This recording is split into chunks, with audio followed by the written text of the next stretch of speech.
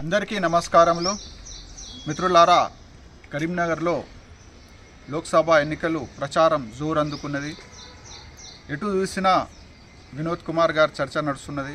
హోటళ్లలో కానీ వాడకట్లో కానీ వినోద్ కుమార్ గారు ప్రచారంలో దూసుకు వెళ్తున్నారు. ఖచ్చితంగా గెలుస్తారనే నమ్మకం వచ్చింది. బాగా సంతోషమైనది. ఎందుకంటే ఒక మంచి మేధావి, ఒక అడ్వకేట్ కరీంనగర్కి అవసరం ఇప్పుడు. ఎందుకంటే అభివృద్ధి చెందాలంటే ఖచ్చితంగా చదివిన వ్యక్తులు కావాలి, చదివిన నాయకులు మనకు ముందుకు రావాలి అని ప్రజలు ఆలోచిస్తున్నారు. ఇది శుభ పరిణామం. ఎటు చూసినా వినోద్ అన్న గారి చర్చనే జరుగుతుంది. మన విలేజ్లలో చూసుకున్న, వాడకట్లో చూసిన, హోటళ్ళ కాడ ఎటు చూసినా వినోద్ కుమార్దే చర్చ జరుగుతున్నది. బాగా సంతోషం అవుతుంది. ఎందుకంటే వినోద్ కుమార్ గతంలో కరీంనగర్ చేసిన అభివృద్ధి ప్రజలకు గుర్తుంది, చూస్తుర్రు, ఆలోచిస్తుర్రు. ఎందుకోసమే వినోద్ కుమార్ గారికి ఓటు వేయడానికి ప్రజలు తయారైనరు. ఇది మంచి పరిణామం, మాకు సంతోషం అనిపిస్తుంది. అదేవిధంగా ఇప్పుడు మనం చూస్తున్నాం. అసలు మిత్రులారా, వినోద్ కుమార్ గారు పార్లమెంట్లో ఎందుకు ఉండాలి మనం కూడా ఆలోచించాలి.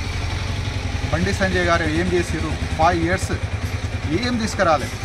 అది జనరల్గా మనం ట్యాక్స్ కడతాం కదా, ఆ ట్యాక్స్ రూపంలో కేంద్రం పోయే దాంట్లో ఒక 1 వాటా ఇస్తారు. ఇప్పుడు సపోజ్కు 100,000 రూపాయలు మనం ట్యాక్స్ కడితే అందులో 15% ఒక 150 రూపాయలు మనకు రిటర్న్కి ఇస్తారు కేంద్ర ప్రభుత్వం ఎంపీ ఫండ్ కింద.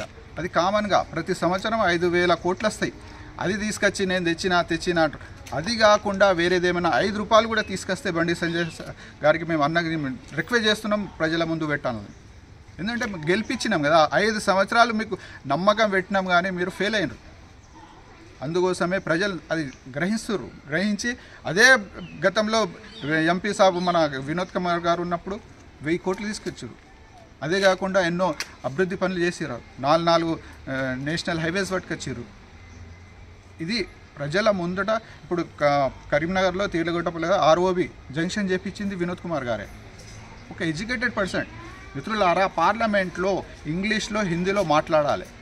ఒక ఎంపీ అన్నప్పుడు ఖచ్చితంగా ఇంగ్లీష్లో కానీ హిందీలో కానీ పట్టు ఉండాలి. అక్కడ మాట్లాడే సత్తా ఉండాలి. మనకు నిధులు అప్పుడే వస్తాయి. కొట్లాడాలి. పార్లమెంట్లో 543 సీట్లు ఉంటాయి ప్రతి నియోజకవర్గం నుండి. మన తెలంగాణలో 17 ఉన్నాయి. మన కరీంనగర్ ఉమ్మడి జిల్లాలో 2 ఉన్నాయి, ఒకటి ఎస్సీ, ఒకటి జనరల్. వీళ్ళు అక్కడ పోయి మన పార్లమెంట్లో మన నియోజకవర్గం గురించి కొట్లాడాలి, గలం విప్పాలి.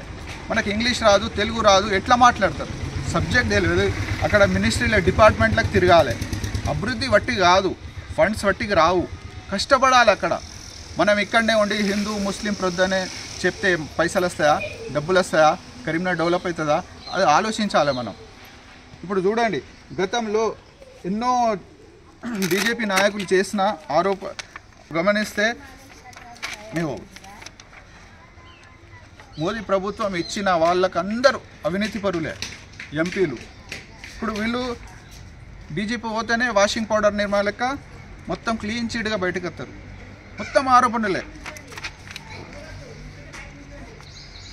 ఒక ఎంపీ ఒక క్రీడాకారుల మీద ఢిల్లీలో అసభ్యంగా ప్రవర్తించారు. వాళ్ళ మీద కేసు నడుస్తుంది. అయినా కూడా వాళ్ళకి లోపటేయలే. మంచి నాయకులకు లోపటేస్తారు బీజేపీ. కేజ్రీవాల్, మన కవిత అక్క గారు, అలాంటి మంచి నాయకులకు లోపటేసి ఎన్నికలకు పోయింది బీజేపీ. ఇది అన్యాయం కాదా? మనం ఆలోచించాలి.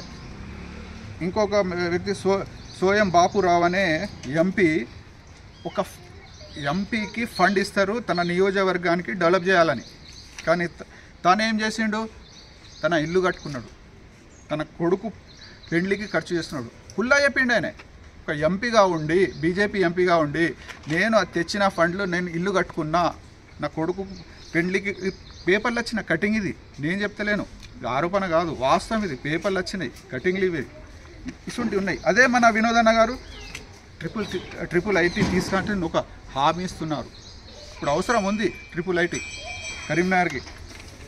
గతంలో ఇగో మిడ్వైఫరీ కోడ్ తీసుకొచ్చినారు, స్మార్ట్ సిటీ తీసుకొచ్చినారు, కొత్తపల్లి టు మనోహర్వతి, ఎన్నో అభివృద్ధి పనులు చేసినారు. ఇప్పుడు పార్లమెంట్లో కూడా ఒక వినోద్ అన్న తప్ప వేరే ఎవరు దేశంలో సెకండో వ్యక్తి, ఒక ఎంపీగా సెకండ్ వ్యక్తి, ఎక్కువ ప్రశ్నలు అడిగిన వ్యక్తి, ఎక్కువ మాట్లాడిన వ్యక్తి, ఒక నాయకుడు అంటే వినోద్ అన్న. రికార్డు చూడుర్రి, వాస్తవాలు చూసి మీరు గ్రహించి ఓట్లు వేయండి. గలం విప్పాలి.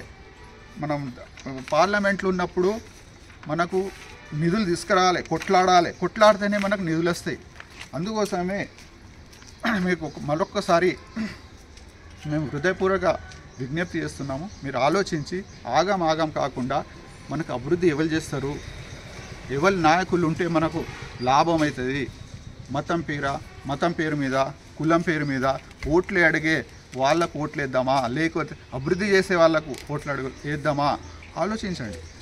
వాస్తవాలు ఆలోచించి అభివృద్ధి చేసే నాయకులకు ఓట్లు వేయాలని మరొక్కసారి మేము విజ్ఞప్తి చేస్తున్నాము. నేను సయ్యద్ నయీం, టీఆర్ఎస్ పాత కార్యకర్త. నాతోనే హాజీ భాయ్, ముబీన్, నాహిద్ పాత కార్యకర్త, ఇస్మాయిల్ భాయ్, బూత్ మెంబర్స్ 261 శివాజీ నగర్ 24 మేము ప్రచారం చేస్తున్నాము. మంచి రెస్పాన్స్ వస్తుంది. ధన్యవాదాలు. Thank you. జై తెలంగాణ.